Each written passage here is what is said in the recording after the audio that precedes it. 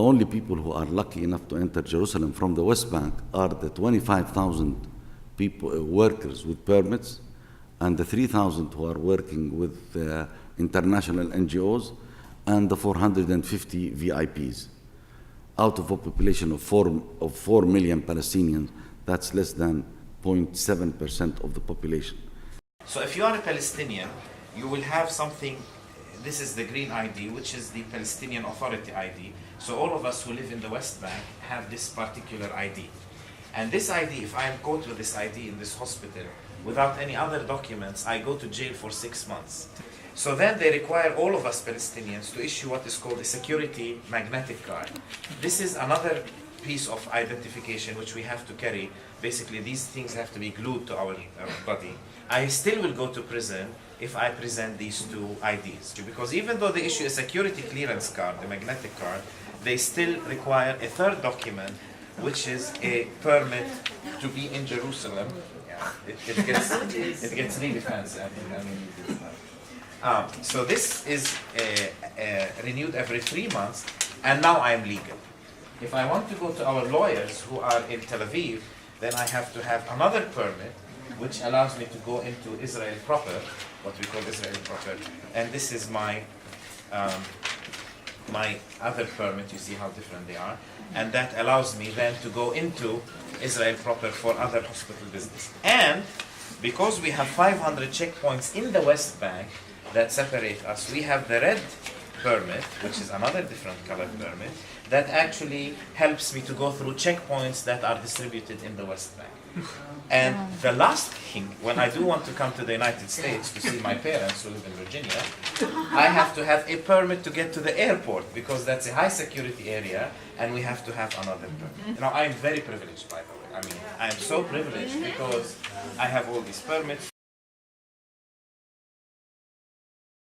Only the inhabitants of these areas between the segregation wall and the green line, which are called seam zones, are allowed to go to the West Bank and vice versa. The rest of the West Bank, you need a permit to get to the seam zone, and getting the permit is not an easy task. The seam zones, the people are given special permits to enter the seam zone. But if you want to go and visit a seam zone, you are not allowed. If you are a doctor and you want to visit a patient, you are not allowed. So we advise the people in the seam zone not to get heart attacks in the middle of the night, or when it's not possible for doctors to get to you. People are not allowed to attend the funerals of their relatives in the seam zone. Only the inhabitants of the seam zone are allowed to bury their dead. The World Bank report says doubling the assistance to the Palestinians will cause only 7% increase in the GNP. But removing these obstacles in the West Bank will immediately cause a 25% increase in the GNP. So it's very clear what is needed. We don't need obstacles. Obstacles is a barrier to peace. These restrictions are also a barrier towards any sustainable development.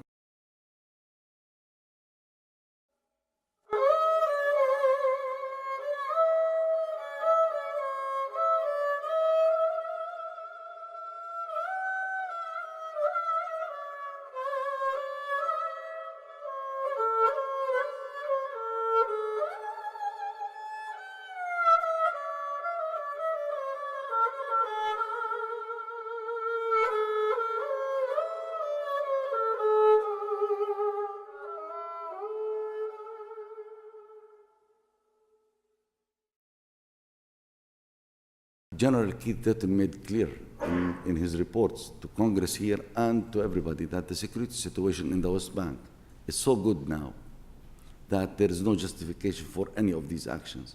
I believe that this permit regime and the seam zone is only serving two reasons: humiliation of Palestinians and a way to drive them out because those who cannot tolerate this, then they will have to leave.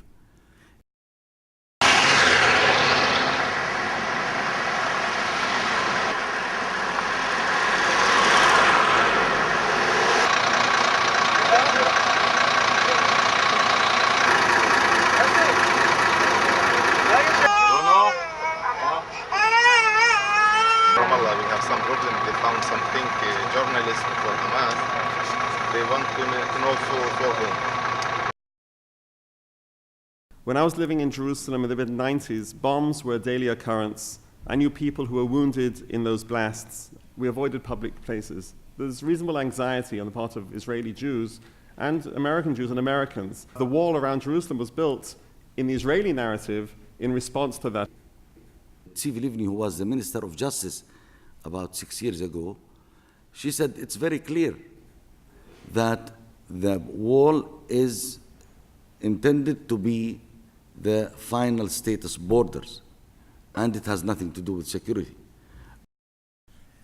I mean, we have a very weird situation where it's the oppressor and the strong party and the occupying power that's always accusing the oppressed of endangering its security.